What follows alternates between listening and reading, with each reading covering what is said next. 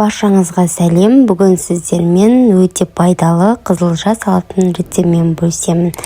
Ең алдымен бізге қажетті заттар қызылша және алма қажет болады. Сосын бетіне себетін тікірек жаңғағын пайдалансаңыздар болады.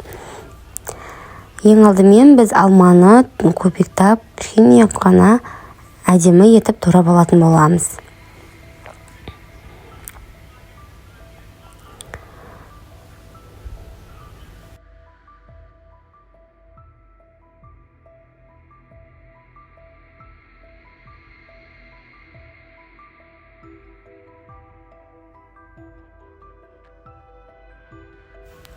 Қызылшаны да дәл солай көбіктап, кішкене ғана әдемі етіп турап аламыз.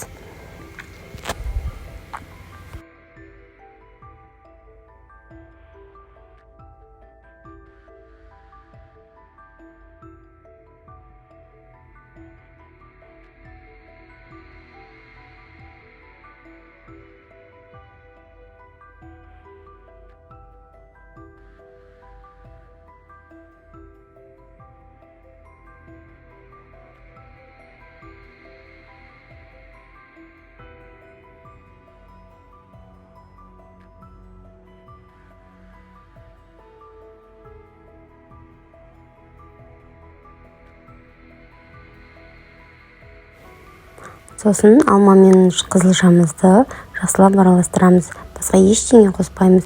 Ештеңе қоспасаңыз да өте дәмді болып шығады. Бұл үлкен кісілер үшін де өте пайдалы.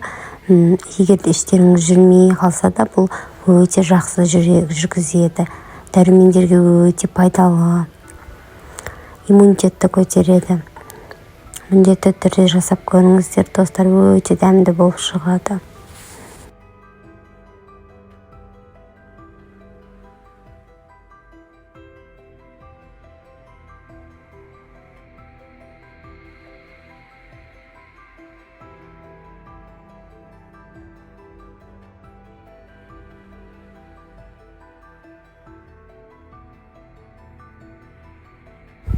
Сосын бетіне осындай күрек жаңғағын сеуіп қойсаңыздар, әсемдігі үшін де және қосып жесеңіздер де өте керемет болады.